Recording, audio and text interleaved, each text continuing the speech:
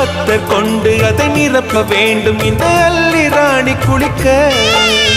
இந்த ரீதியில் அன்பு செய்தால் என்னவாகுமோ என் பாடு?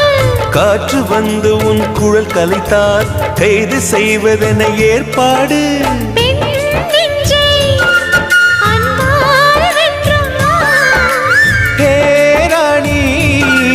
அந்த இந்திரலோகத்தில் நான் கொண்டு தருவேன் நான் ஒரு பூவீதம். உன் அன்பு அது போதும். தொடு தொடுவெனவே வானவில் என்னை தூரத்தில் அழைக்கின்ற நேரம்.